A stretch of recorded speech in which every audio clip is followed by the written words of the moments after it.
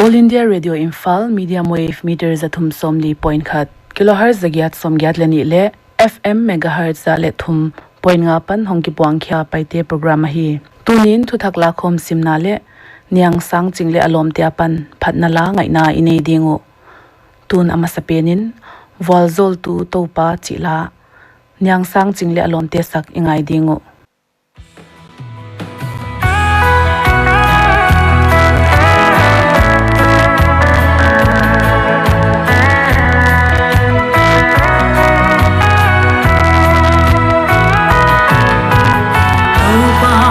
Patianu walso na pukim o nanga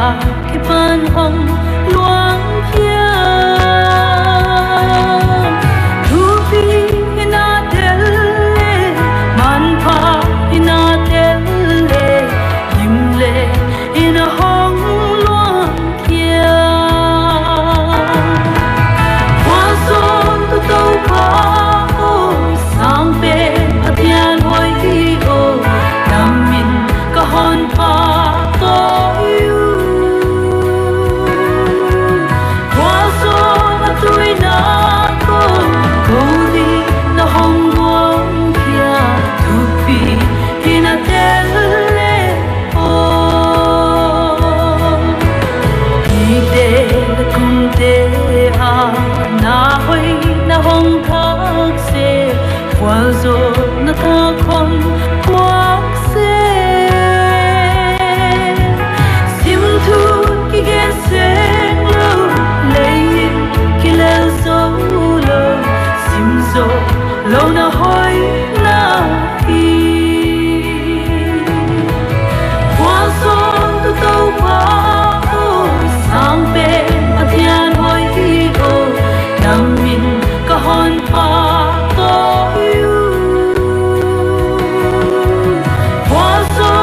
Tui na ko Kodi na hong buong kia Tupi hinatelle o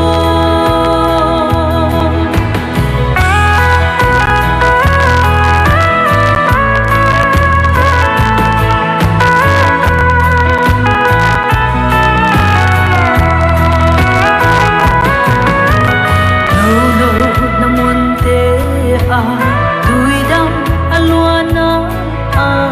Kote na hon pi se la Kapsa na hun te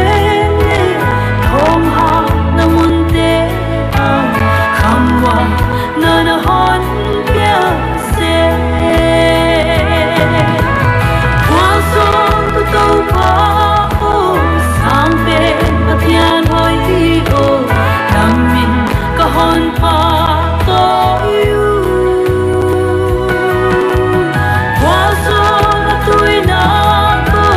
Kodi na hong buong kia Tupi hinatelle o Waso tu tau pa o sang pe athian hoi hi o Namin kahon pa to you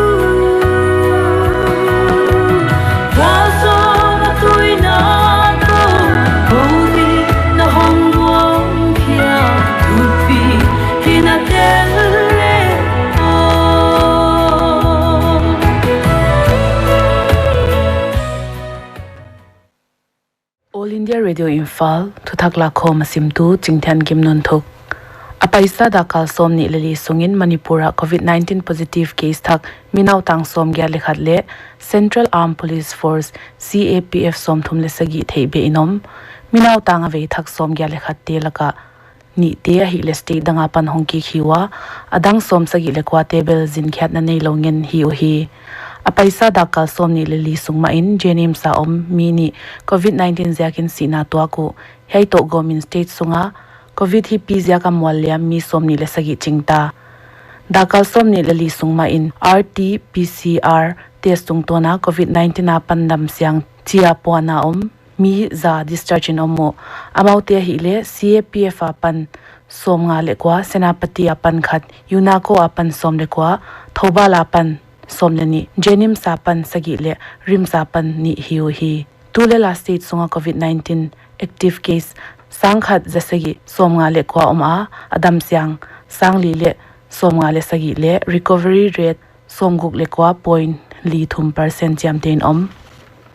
Manipur Chief Minister N. Biren Singh in Zanin Imphal video conference tungtonin Surface Minor Irrigation Scheme zathum som sagilenga Groundwater Irrigation Scheme zanga songa le Infrastructure Project District tom tomading swangphum honna nei he project te kumnon August kha tana zo siang hiding in Chief Minister in AKSIP official tele agency te kyanga thupia Imphal East District Kiamge Mamang Lekaya Working Women's Hostel le River Leaf Irrigation Scheme Swangphum Honna Leng Chief Minister N. Biren Singh in Nengal hi Union Government in Igam Sungwa COVID-19 recovery rate tutanin zalaka % som sagi leguk point ni li phazauda chi dakal som ni lali sungin hiaina na apan adam siang mi singuk le zale som sagi le sagi chamtein om Health Ministry in Igam Sungwa recovery case pungma ma a akigomin tutanin COVID hipia pandam kya laksom ni le sagi le singya le sangthum wal phazauchi hi Indian Council of Medical Research te thu swadung zoin dakal som ni le li sungin lakwa wal test khya kinom a tutana sample ki test khateng crore thum wal ta chiu India gam sungmun dom doma Solkal laboratory zakwa somkwa legya le private laboratory zanga somguk leguk omzauta hi Minister of Development of Northeastern Region Donor Dr. Jitendra Singh in Jammu Katra le Samba Muntia Goa ki ball basket agarbati le Mayhol ball danding in bamboo cluster thum lamso mahi danu gian a hiain mi singni le sanga te sepna pezoding chi hi gati muna Mega Bamboo Industrial Park ki ball kya hilo in Bamboo Technology Training Center leng Jammu muna bola som danu gian dog heading in ama ministry apan team khat amun hong phapa ta ding u ahi dan le tulain sumtam lu lo na pen chi in lam na ding le thil tuam tuama goa ki hazat ma ta hi mabana igam sungmun tuam tuama bamboo awareness scheme nei asom da no leng tak langal Prime Minister Narendra Modi in Tuni in Rani Lakshmi Bai RLB Central Agriculture University te college le administration building thakonna video conference tungtonin nei ding RLB Central Agricultural University ahile Jansi muna omhi a Bandal Khan Kim le kyang laka institute min thangma makhathi hi sin lainau pangte to kikup khom na hun khaleng zangal ding hi RLB Central Agricultural University in Agriculture Horticulture le Forestry Department ya undergraduate le postgraduate course te kumsang ni le somle li somlenga in academic session masapending anapan khya o COVID-19 dal zak ding ven na in Jharkhand Solkal in containment zone te tulela lockdown pailal pen September somthum tanding in Susao Jammu and Kashmir aleng Gandarbal te district magistrate in corona case apung hatma ma ziakin dor le gari te hon le tai phal hinai lo phot ding chi in thuswa bol tunia pan September ninga tan he district a complete lockdown patin omngal a himale medical emergency te bel lockdown in hom khaloding Sports Minister Kiran Rijiju in Tuni in Dhyan Chand Stadium New Delhi hockey siama minthang Major Dhyan Chand statue a park piang na hunjang Major Dhyan Chand pian champha Tuni hi a kumtengin heini National Sports Day chia zatin omzel hi amanadam la in India te Olympic gold medal thumve sangkhat zakwa som ni legiat sangkhat zakwa som thumle ni le sangkhat zakwa som thumle go kumin nalak pinge hi kum somli wal nung tu kum August kha India ding in wa atam hun pen hidanin kho omdan suipol ten geno gamsunga wa zukza record tu tanin millimeter zani som kwale guk point ni a chamte nom tu khatop tanin wa tuitam thei din muna ki omlai chi in IMD India Meteorological Department ten gen kholo hi tunia dinga thuthak la khom isim theu yaiteng a hi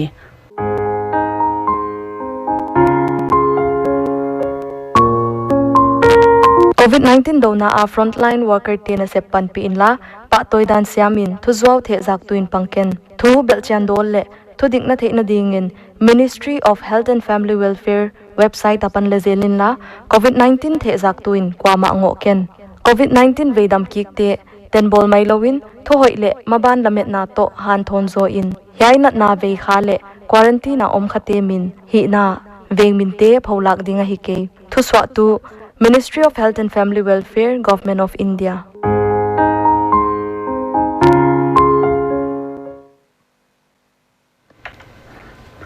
Kazesu kahon it chila nyang sang chingle alom te na sak ingai non dingo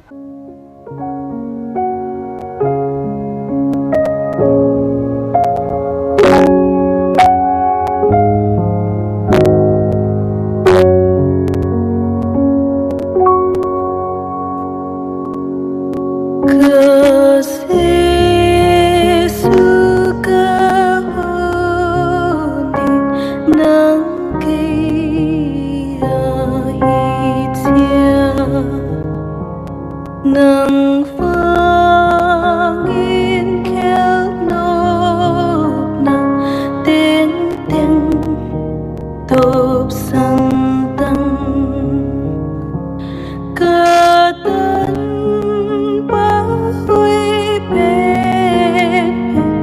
cả hôn đâm nặng ít là con này lệ cả Giêsu từ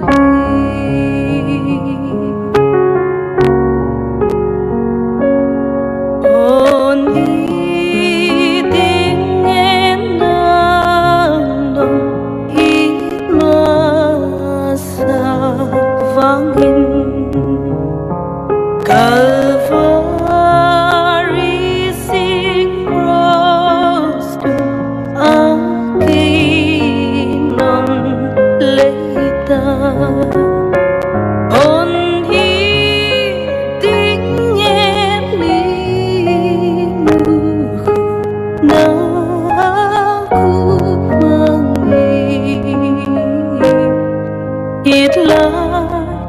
con này lệ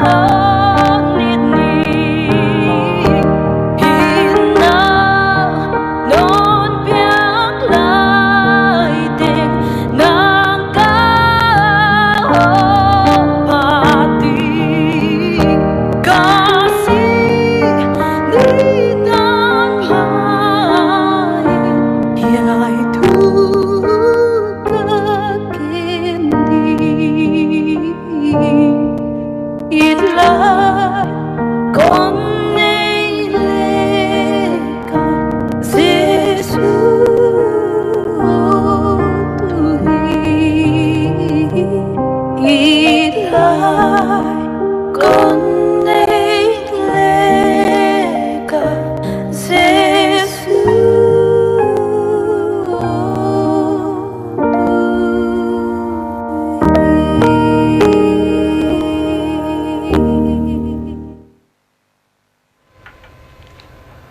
khan lo hunta chila ingai zom non dingo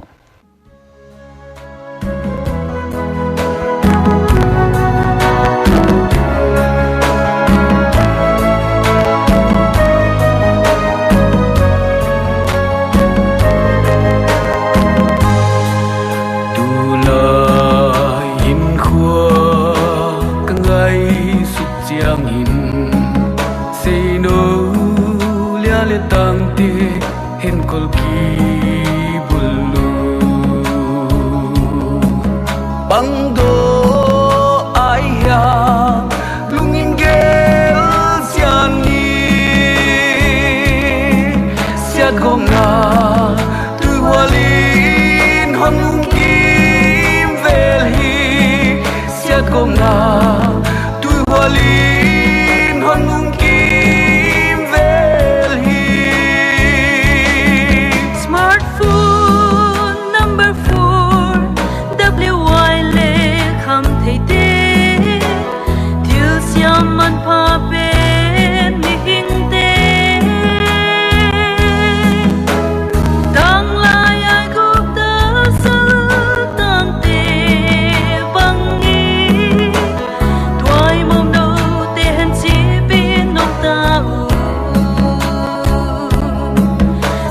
no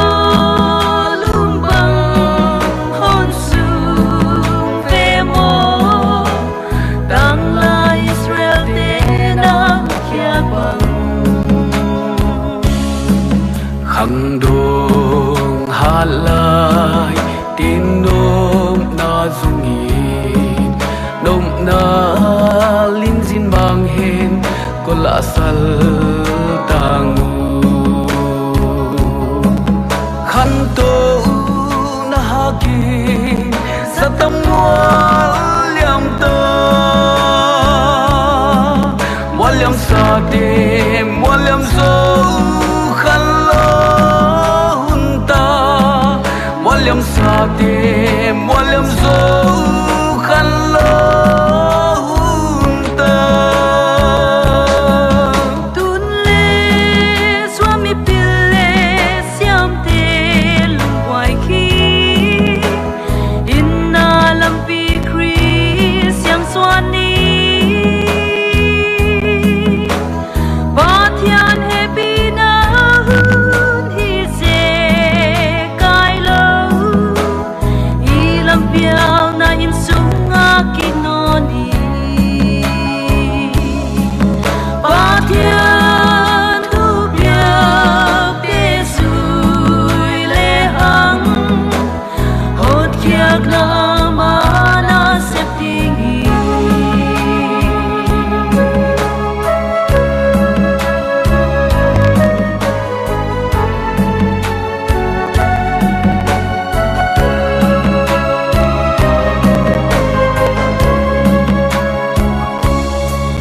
ham sia thuak sim leia i him sum vol su nam sia suwa thi ge na mun ham sia song va zo na suwa thei nang thu hi to pan de nang thu hi to pan de tel na hom pia namai avaso na le ham sia o valso na lampi tel mei bathian tu piak sui hinna lampi ham sia valso swa the na lampi jesu dung su na khang to di pan pi tu khasia Tunya dinga nyang sang chingli alom tia pan phatna la engai thewi heiteng ahita